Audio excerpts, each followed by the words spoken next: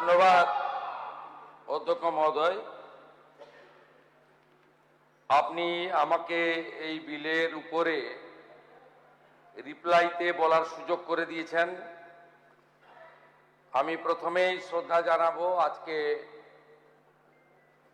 আবির্ভাব দিবস, যাকে বাংলার বাঘ বলা হতো, আশুতোষ মুখোপাধ্যায়কে। আমরা একটু আগেই লবিতে পুষ্পার্ঘ্য নিবেদন করেছি। আমি মাননীয় মন্ত্রী তথা বিধায়ক অরূপ দাসের বক্তব্যের সময় আপনার অনুমতি নিয়ে কয়েক সেকেন্ডের জন্য ইন্টারভেনশন বা দৃষ্টি আকর্ষণ করেছিলাম যে এই দুটো গুরুত্বপূর্ণ বিলের কেন প্রয়োজনীয়তা, তার কতগুলো চাক্ষুষ উদাহরণ আজকে বিধানসভার দর্শক গ্যালারিতে আমি দেখতে পাচ্ছি। ডায়মন্ড হারবার জেলার খরদুনহলা গ্রামের রাজু সামন্ত, যাকে খুন করা হয়েছে, তার পরিবার গ্যালারিতে। মুর্শিদাবাদ জেলার ধুলিয়ান জাফরাবাদের হরগোবিন্দ দাস এবং চন্দন দাসের পরিবার দর্শক গ্যালারিতে। 2021-এ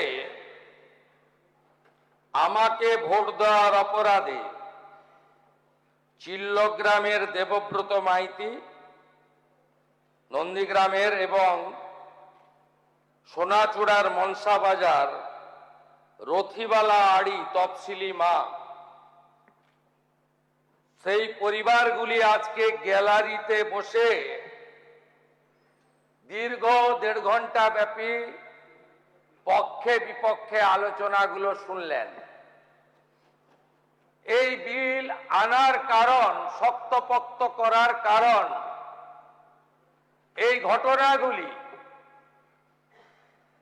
বিগত দিনের সরকার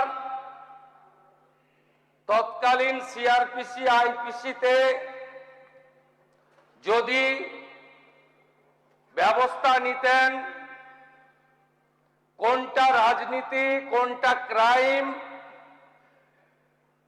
কোনটা সংবিধানের মন্ত্রগুপ্তির শপথ নেওয়ার পরে সরকারের মুখ্যমন্ত্রী, পুলিশ মন্ত্রীর দায়িত্ব কর্তব্য, আর কোনটা ভোট ব্যাংকের রাজনীতি, ক্ষমতায় থাকার রাজনীতি, ভোটের পাটিগণিতের হিসাব, এই দুয়ের মধ্যে যদি ভাগ রাখতেন, আজকে এই অবস্থা পশ্চিমবঙ্গে হতো না। তার সবচেয়ে বড় খেসারত আপনারা দিয়েছেন। আপনারা দিয়েছেন মানে আপনাদের দল এইভাবে আজকে এই রাজ্যের সংখ্যাগরিষ্ঠ জনগোষ্ঠী, তারা আপনাদেরকে বর্জন করেছে ইভিএম এ। আপনারা হেরেছেন। শুধু হারা নয়, আমাদের মাটিগাড়া নকশালবাড়ি 1,04,000, ইংলিশ বাজার 1,00,000 ডাবগ্রাম ফুলবাড়ি 1,00,000-এর কাছাকাছি। শুধু তাই নয়, ভবানীপুরে ওয়ার্ড নাম্বার 77, আপনাদের বিশেষ ভোটার অধ্যুষিত ওয়ার্ড, একটা ওয়ার্ডে মাইনাস করলেন 19,000, তাকে কাউন্টার করলো 82 নম্বর ওয়ার্ড, একটা ওয়ার্ডে আপনি হারলেন 14,500।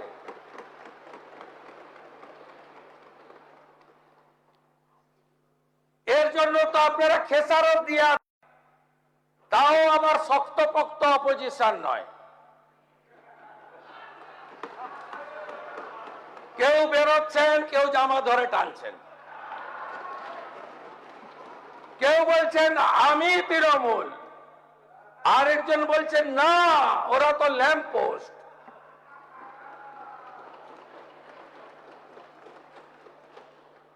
তাই আজকে আপনাদের এই দশা। পশ্চিমবঙ্গ জননিরাপত্তা ও সমাজ বিরোধী কার্যকলাপ নিয়ন্ত্রণ বিল 2026, পশ্চিমবঙ্গ জনশৃঙ্খলা রক্ষা সংশোধনী বিল 2026, এই বিলের প্রয়োগ ইতিমধ্যে বিভিন্ন রাজ্য করেছে ভিন্ন ভিন্ন নামে। Mumbai police act 1951, Delhi police act 1978, Uttar Pradesh control of goonda act 1970, Kerala anti social activities prevention act 2007, Karnataka police act 1963, Madhya Pradesh রাজ্য সুরক্ষা অধিনিয়ম 1990, Jharkhand control of crimes act 2002। Supreme কোর্টে চ্যালেঞ্জ হয়েছিল। Example reference Hari Khemu Gawali versus deputy commissioner of police,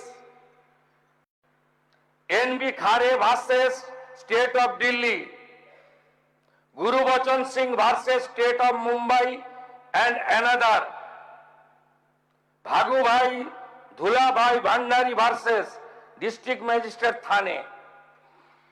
সবগুলোতেই সর্বোচ্চ আদালতের ফাইন্ডিংস, ডাইরেকশন, অবজারভেশন আছে।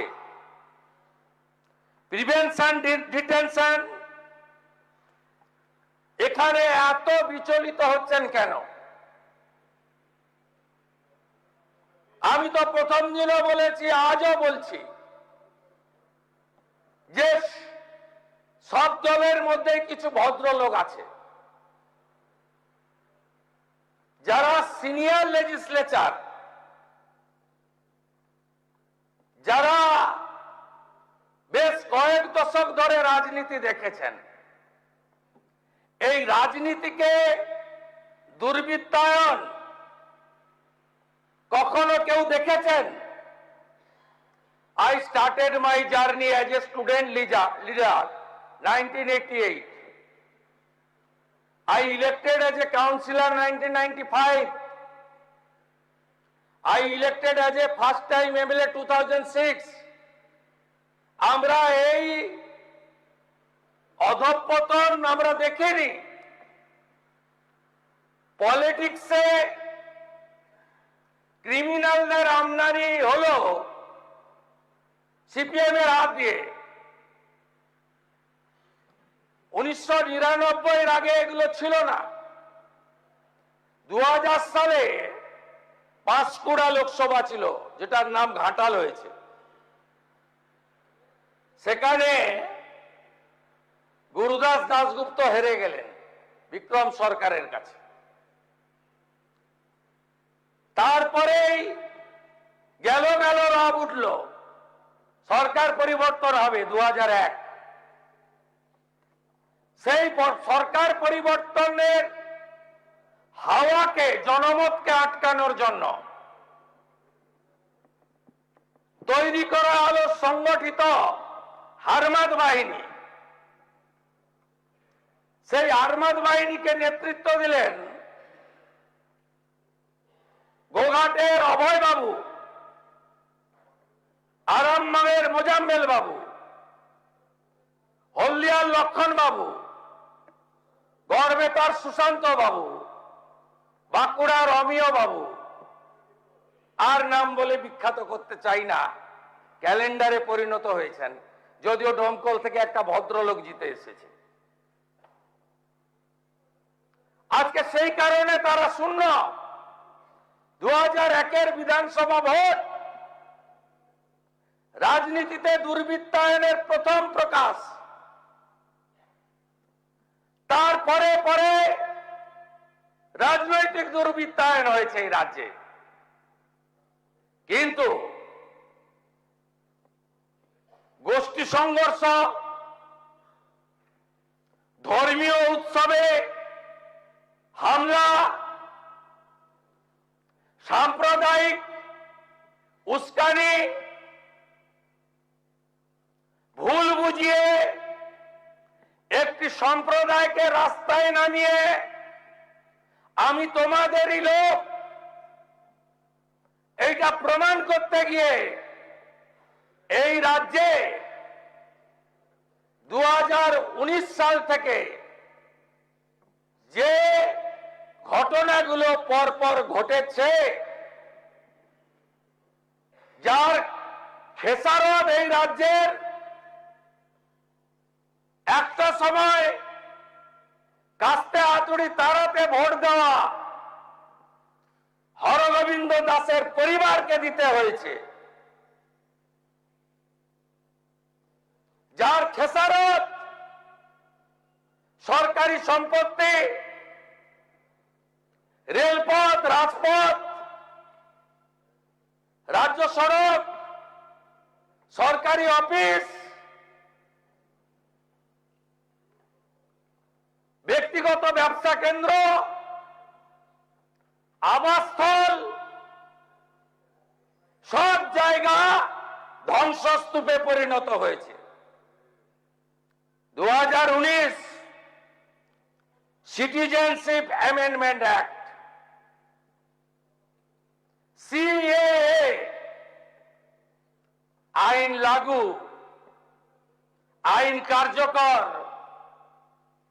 1,21,000 পিটিশন, 19,000 নাগরিকত্বের সার্টিফিকেট। আগে সরকার কি করলো শুনুন। আগে সরকারে একজন মন্ত্রী ছিল যিনি মন্তেশ্বরে হেরেছেন সৈকত পাঁজার কাছে। তিনি তার রাজনৈতিক পরিচয়ের বাইরে তিনি একজন ধর্মীয় নেতা। তার ধর্ম প্রতিষ্ঠানে অনেক বেসরকারি মাদ্রাসা আছে। প্রথম বর্ধমানে ওই ছোট নিষ্পাপ বাচ্চাগুলোকে নামালেন ধর্মীয় পোশাক পরিয়ে, বলেন এ তো সিএ নয়, এটা এনআরসি, নাগরিকত্ব কেড়ে নেওয়া হবে। এইটা দেখার পরে তৎকালীন মুখ্যমন্ত্রী তিনি বললেন কে কে ছি ছি। তিনি প্রথম মিছিল করলেন। ওটা ভারতে কোথাও অশান্তি হয়নি। সিটির মোড় থেকে শ্যামবাজার 5 মাথার মোড়, অর্থাৎ আগুনটা লাগালেন, ওই আগুনে বাংলা জ্বলল। একটু আগেই প্রসূনবাবু বলছিলেন চাঁচলের শামসি রেল লাইন উপড়ে দিয়েছিল। রেলে কি শুধু হিন্দু চড়ে, মুসলমান চড়ে না? ওই লাইনগুলো তো গনি খান চৌধুরী পেতে দিয়ে গেছিলেন। শামসির রেল লাইন উপড়ালেন। ভরত জাওয়ার বসে আছে বেলডাঙ্গা, তখন চেয়ারম্যান বেলডাঙ্গার স্টেশন জ্বলল, 500 হকারের দোকান পুড়ল। ঔরঙ্গাবাদে কালী মন্দির, নিমতিতাতে লাইন দিয়ে 68টা দোকান লুট পুড়ানো, রেজিনগরের স্টেশনে আগুন, নবান্ন থেকে একটু দূরে সাঁতরাগাছিতে 37টা বাস পুড়ল, 22টা সরকারি বাস। আমি পরিবহন মন্ত্রী, মন্ত্রগুপ্তির শপথ ছিল, বলবো না। ফোন করলাম, সরকারি বাস জ্বলছে, বলছেন না কিছু করা যাবে না। আমি পুলিশকে বলেছি ওদের সঙ্গে কথা বলতে, যাতে রাস্তাটা পরিষ্কার হয়।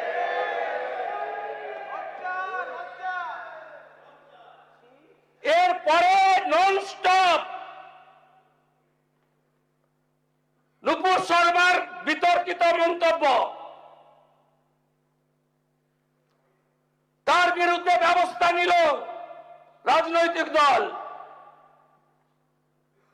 গোটা হাওড়া জেলা অবরুদ্ধ করলেন 36 ঘন্টা। প্রসূতি মা ধুলাগড় টোল প্লাজার পাশে একজনের বাড়িতে কাপড় ঘিরে প্রসূতি মার সেবা দিল গ্রামের লোক। 36 ঘন্টা জাতীয় সড়ক বন্ধ। উলবেড়িয়ার মনসাতলা বিজেপির 3 তলা পার্টি অফিস দাউ দাউ করে জ্বালালেন। বেতুয়া ডহরি, নাকাশিপাড়া সব রেল লাইন ভেঙে পুড়িয়ে দিলেন। শক্তিপুর, বহরমপুর কি করেননি বলুন? করমন্ডল এক্সপ্রেস রুগী ভর্তি, রুগীর পেশেন্ট পার্টি ভর্তি, উলবেড়িয়াতে দাঁড় করিয়ে এত বড় বড় পাথর। আর কত লম্বা ইতিহাস বলবো? এই 1.5 বছরের ইতিহাস শুনবেন নাকি? 24 সালের পরে ওয়াকফ অ্যামেন্ডমেন্ট বিল, এখানে যিনি দাঁড় বসতেন, দুবার হেরেছে আমার কাছে।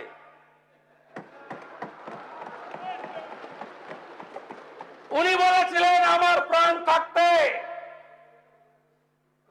আমি ওয়াকফ অ্যামেন্ডমেন্ট বিল কার্যকর করতে দেব না।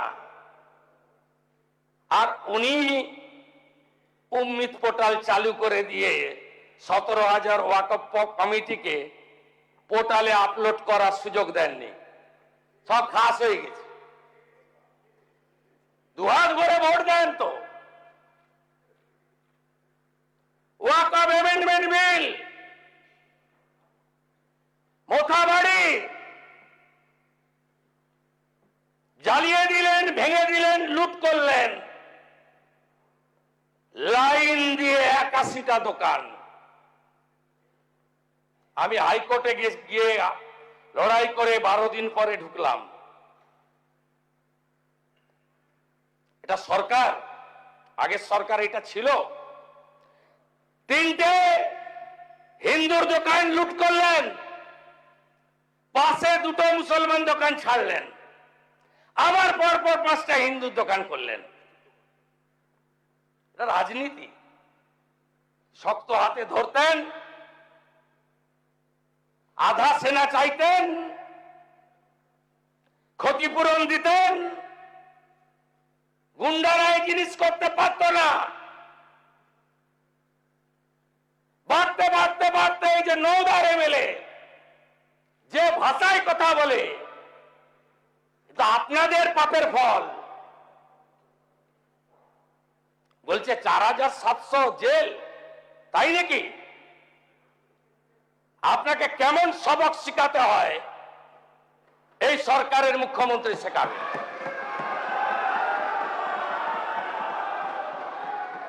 আচরণ ভদ্র করুন, ভাষা সংযত করুন।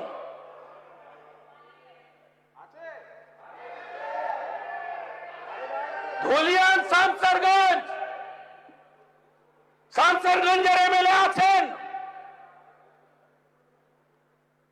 10টা গ্রাম, জাফরাবাদ, দত্তাবাদ। আরে নুন রাখার বাটি রাখেননি। এরা কারা?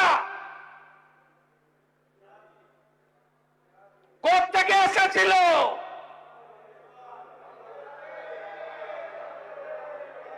কি করেছেন? জঙ্গিপুরে সুতিতে গেছেন মুখ্যমন্ত্রী,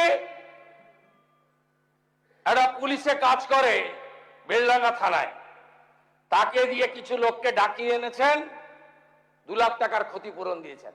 আরে এক একটা বাড়িতে 40 লাখ 50 লক্ষ টাকার ক্ষতি হয়েছে। ধুলিয়ানে বড় বড় দোকান, motorcycle showroom, Apple shop, shopping mall, 1.5 কোটি 2 কোটি টাকা করে প্রপার্টি নষ্ট হয়েছে। কি করেছেন আপনারা? আদায় করে দিতে পেরেছেন? একজনও ক্ষতিপূরণ পেয়েছে?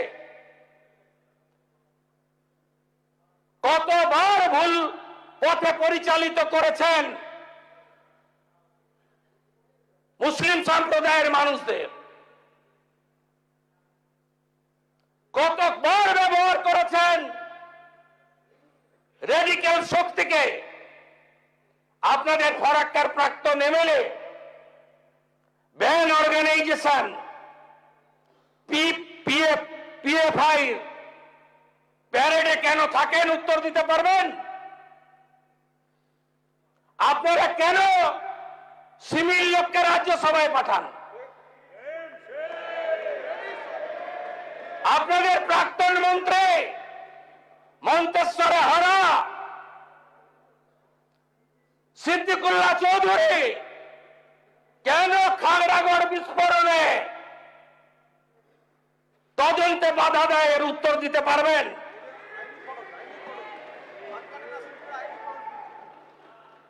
আমরা এই আইন এনেছি, কোথায় কোথায় ফাঁক ছিল অপপ্রয়োগ করব না, নিশ্চিন্ত থাকুন। সমর মুখার্জির বিরুদ্ধে এই আইন প্রয়োগ হবে না, নিশ্চিন্ত থাকুন। ছিল ভদ্রলোকরা, এই অবস্থা আমি মালদা মুর্শিদাবাদে দেখিনি, উত্তর দিনাজপুরে। আমি কখনোই গোলাম ইয়াজদানিকে খারাপ লোক বলি না, আমি কখনো জয়নাল আবেদিনকে খারাপ লোক বলি না, আমি কখনো গনি খান চৌধুরীকে ভালো ছাড়া খারাপ বলি না, আমি কখনো হাবিবুর রহমান সাহেব, আব্দুল সাত্তার সাহেব, নুরুল ইসলাম চৌধুরী সাহেব এদের বিরুদ্ধে বলি না, বলবো না। কাদের হাতে গেছে? কোন শক্তির হাতে আপনারা পাঠিয়ে দিয়েছেন এই আইন? এই জন্যই প্রয়োজন। কেন প্রয়োজন? দাঙ্গা, বেআইনি সমাবেশ, হিংসাত্মক বিক্ষোভ, আইন শৃঙ্খলা ভঙ্গের অন্যান্য ঘটনায় সরকারি ও বেসরকারি সম্পত্তি সুরক্ষা নিশ্চিত করা রাষ্ট্রের একটি গুরুত্বপূর্ণ দায়িত্ব। প্রচলিত ফৌজদারি আইনে অপরাধীদের বিচার এবং শাস্তির ব্যবস্থা থাকলেও ক্ষয়ক্ষতি দ্রুত মূল্যায়ন, প্রকৃত দোষীদের কাছ থেকে ক্ষতিপূরণ আদায়ের জন্য কোনো কার্যকর স্বতন্ত্র ব্যবস্থা নেই। আমি দায়িত্ব নেওয়ার পরে দুটো জায়গায় ভাত টিপে দেখেছেন। আসানসোলে ফাঁড়ি ভেঙেছেন, আদায় করেছি ক্ষতিপূরণ, সুদ সহ আদায় করব, 3 গুণ টাকা আদায় করব, ভিটা মাটি বেচে আদায় করব, শুধু জেল খাটাবো না, স্থাবর অস্থাবর সব প্রপার্টি অ্যাটাচমেন্ট করব, খুব দ্রুত অকশন করব, আদায় করব। পারসার কাছে পুলিশকে ঢিল মেরেছিলেন, রক্ত বেরিয়েছে। আপনি কি ভেবেছেন ধুলিয়ানে পুলিশ শাটারের তলায় ঢুকেছিল? ভেবেছেন এই পুলিশ মন্ত্রী সেই রকম?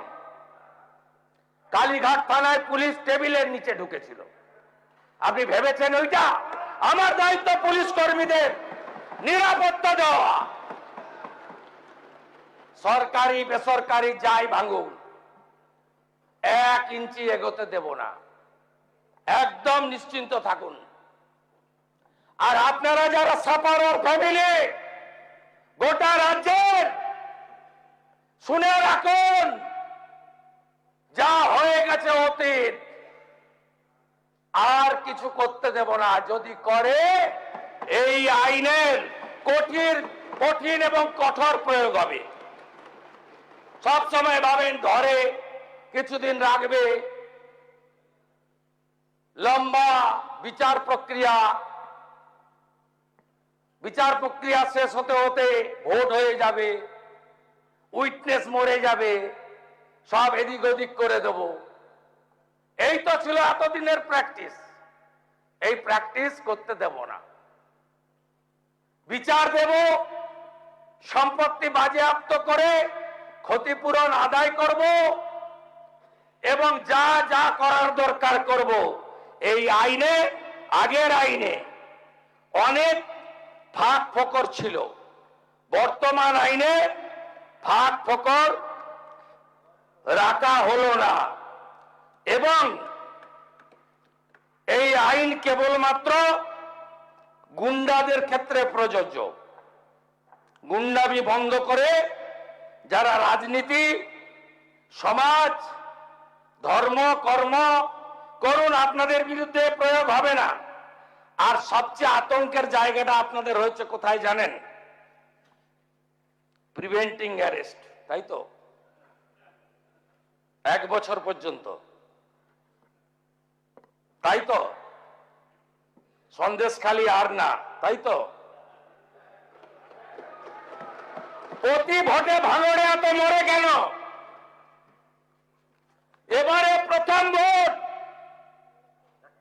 ভাঙড়ে একটাও মৃত্যু নেই। ওখানে তো বিজেপি স্টেক নেই। আমাদের তো 70,000 ভোট আছে। বাকি তো আপনাদের A team, B team, B team, C team, in between. তা আমরা তো ভাঙড়টাকে ছেড়ে দিতে পারতাম। ছেড়ে দিলে যিনি জেলে ছিলেন তিনি এখানে আসতেন, আর এই বিলের যিনি বিরোধিতা করেছেন একটু আগে, তিনি এখানে আসতে পারতেন না।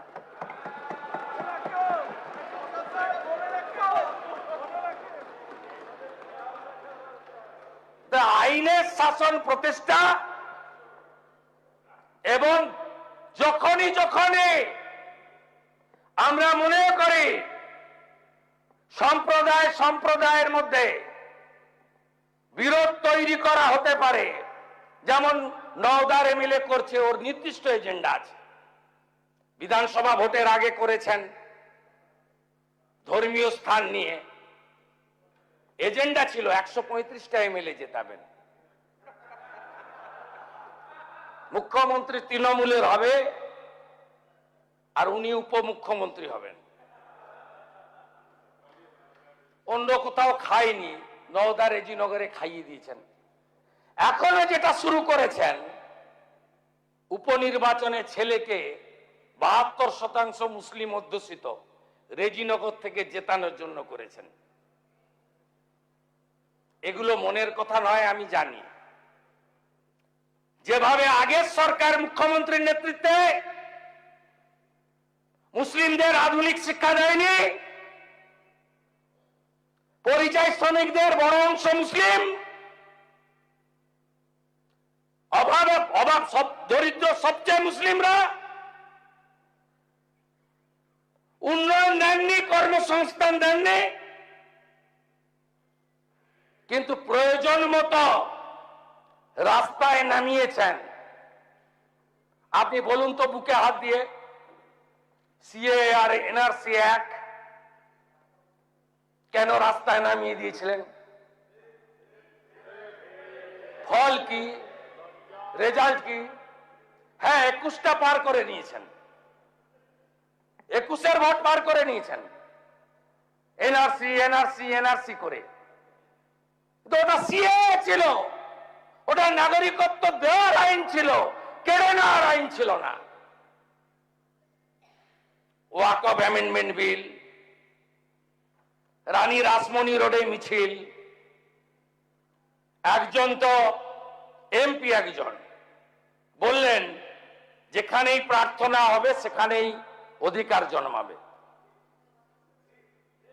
ও এখন কোন তৃণমূলে আমি জানি না, অরিজিনাল না ভাঙা, কালীঘাট না অন্য কিছু আমি জানি না। আর আগের মুখ্যমন্ত্রী তো বলেইছিলেন আমি বেঁচে থাকতে থাকতে আমি কার্যকর করব না। আর উনি সংখ্যালঘু বিভাগের সচিবকে দিয়ে বলেছিলেন তাড়াতাড়ি আর মাত্র 7 দিন আছে, উম্মিত পোর্টালে নথিভুক্ত করো, নইলে তোমাদের সব ওয়াকফ সম্পত্তি ব্যাহত হলো। আপনি বলুন সিএ আপনার ওয়াকফ অ্যামেন্ডমেন্ট বিলে যে আগুনগুলো লাগিয়েছিলেন পুরো মাইনরিটি বেল্টে, এর লাভ আপনি বলুন, আপনি বলুন এর লাভ কি? আপনি আপনার আমাদের সরকার আসার সময় নয় তার আগেই উম্মিত পোর্টাল চালু করা, ওয়াকফ প্রপার্টিকে ডিজিটালি নথিভুক্তকরণ করা, পেপারস জোগাড় করতে বলা, আন্দোলন যদি করতে হয় দিল্লি গিয়ে করো। আর আমিও বলবো এই আইন যদি না মানতে চান তাহলে ইন্ডি জোটের কোন রাজ্যে গিয়ে বিরোধিতা করুন, আমাদের এখানে বিরোধিতা করবেন না।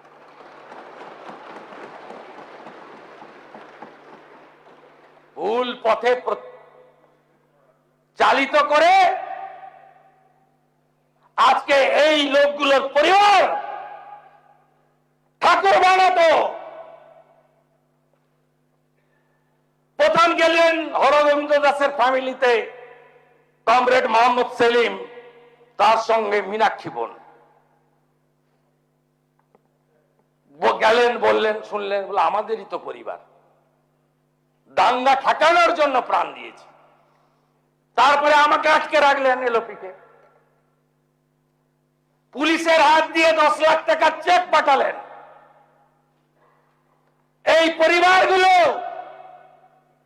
দিন মজুরি না করলে খেতে পায় না। প্রধানমন্ত্রী অন্ন সুরক্ষার চাল আর গম না হলে এদের চলে না।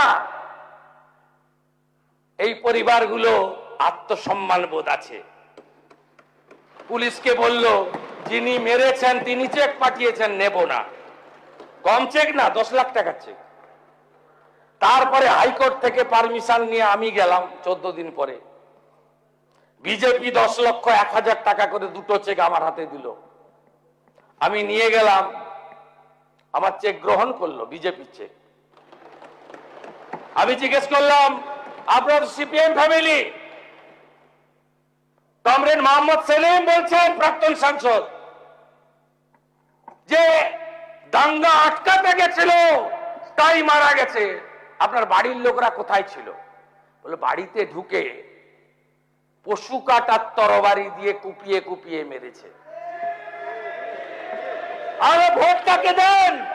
বলে কাস্তে হাতুড়ি তারায়, তাহলে মারলো কেন? বললো আমরা হিন্দু তাই মেরে দিয়েছি।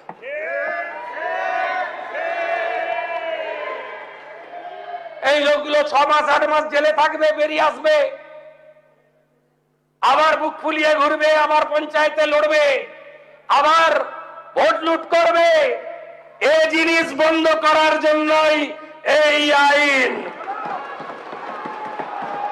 ভিটা মাটি ছাড়া করব, কোন দাঙ্গাবাজের স্থায়ী নেই। আর যে যার পাস রেকর্ড খারাপ থাকবে, যে দলেরই হোক, যে নেতাই হোক, 1 বছর প্রিভেন্টিং অ্যারেস্ট থাকবে।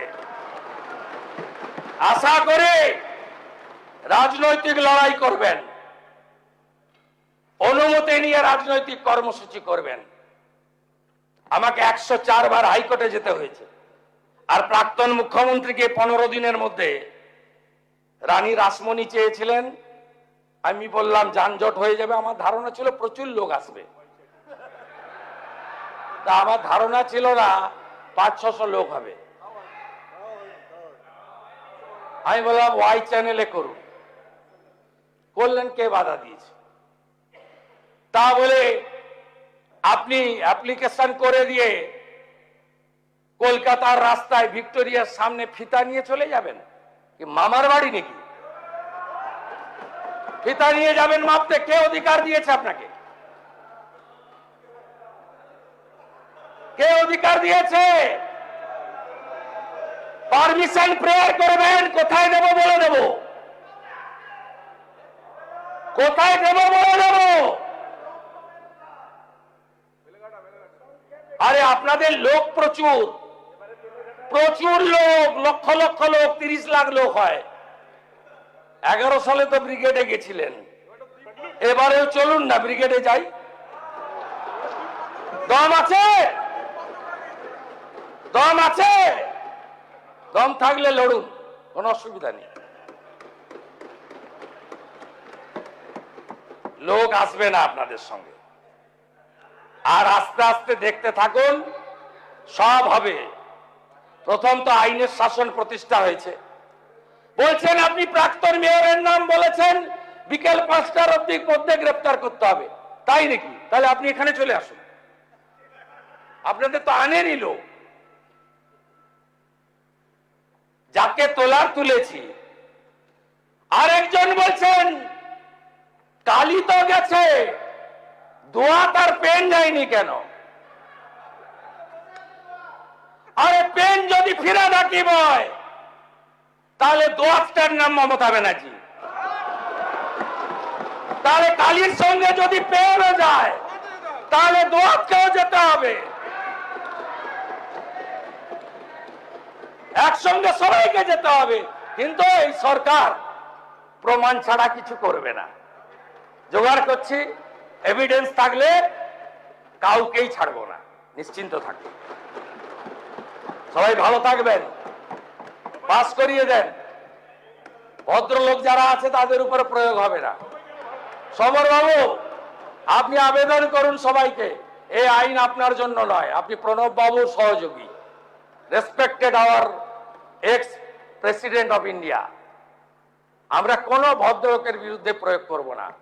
কিন্তু সন্দেশখালীর বেতাজ বাদশাহ, জীবনতলার খুনি, যখন যে দল আসে সেই দলে চলে আসে। এনআইএ তোলার আগে আমাকে 4 বার মেসেজ করেছে, ক্ষমা কি করবেন না? আমি ক্ষমা করার কেউ নই। পুষ্পা বলেছিল ঝুঁকে গানে। অতএব এই একই পরিণতি ওই নয়দার এমএলএটার হবে যদি ভাষা সংযত না করে। ওর একই পরিণতি হবে। ও মমতা ব্যানার্জিকে ডিল করেছে, আমাকে ডিল করেনি, আমাকে ডিল করতে হবে ওকে। এমন রাফুল অ্যাকশন নেব, বুঝতে পারবে আইনের শাসন কাকে বলে। সবাই মিলে পাস করুন গুন্ডা মুক্ত বাংলা।